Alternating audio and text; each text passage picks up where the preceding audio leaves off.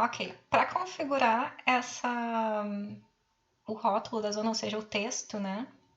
Bom, a gente já vou dar uma dica aqui que a gente pode, então, no momento que nós selecionamos a zona, modificar a posição desse rótulo. A princípio, ó, quando eu seleciono num desses pontos pretos, que a gente chama de pontos quentes, vai aparecer essa paleta flutuante. E aí ela nos dá duas opções de mover. Uma opção, no caso, arrastar, que seria arrastar toda a zona, e outra opção, que é mover subelemento, que aqui no caso é o rótulo. Então, se por acaso, por exemplo, o texto ficou em cima aqui de algum elemento que posteriormente isso vai tornar ele menos legível, bom, então a gente pode mover ele e colocar numa posição onde não haja esse inconveniente aí que atrapalha a legibilidade do texto, sempre evitando então uma sobreposição, né, de texto com desenho.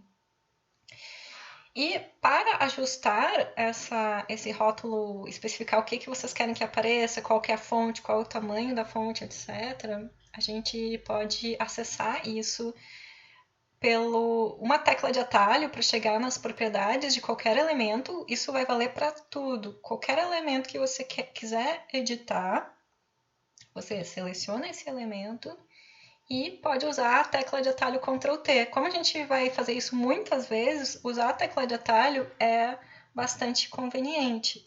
Mas teria outra opção, eu poderia clicar com o botão direito do mouse e ir aqui em definições da zona selecionada. Daí sim, que aqui está demonstrando, né, que o Ctrl T seria como acessar isso. Então, tanto por aqui como pelo Ctrl T, eu chego nessa janela de definições, ou seja, de parâmetros, né? E aí que tem, às vezes tem coisas que não cabem aqui nessa barra e que a gente vai ter que entrar então realmente nessa janela, tá?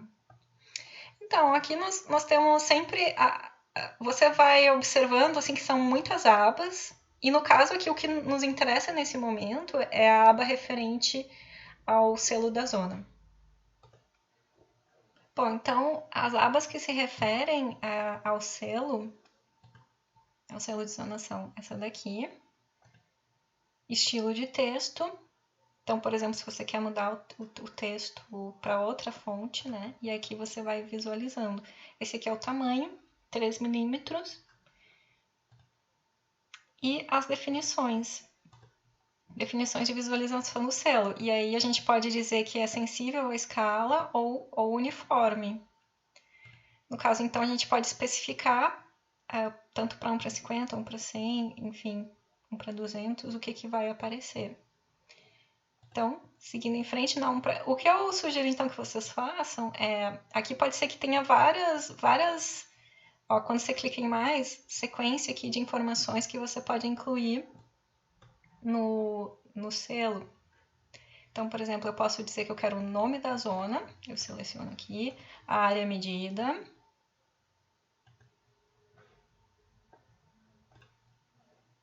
e aqui eu poderia acrescentar outros elementos, né? O pavimento, eu quero que apareça qual que é o pavimento, o número da zona, etc. Mas aqui a gente, no caso, eu posso até mostrar só a título de... eu estou na escala 1 para 50, eu estou editando aqui o conteúdo da 1 para 50. No momento que eu der o OK, ó, já houve uma modificação. Então, mas isso eu não quero que apareça. Então, eu simplesmente clico em menos e vou vendo. Você pode desabilitar, mostrar moldura também, porque isso acaba poluindo um pouco o desenho. Acho que em geral, a gente pode evitar isso. E aí, depois é repetir o processo para as outras escalas, caso você queira pré-configurar. Aqui na escala 1 para 200, deixar só o número da zona é interessante, porque numa escala pequena como 1 para 200 não vai caber todo esse texto, né? Imagina ainda mais dentro desse ambiente tão pequeno que é o lavabo. Então a gente pode só deixar uma numeração e colocar na lateral uma legenda especificando o que cada número significa. No caso, o número, suponhamos, 2, seria o lavabo, etc. Então, aqui o texto a gente pode deixar, então, como um valor mínimo para que nós tenhamos certa legibilidade, como 2 milímetros em todos eles, né? E Acho que são essas as configurações mais importantes. Aí no momento que você tem isso configurado e der o ok, vai ter essa situação.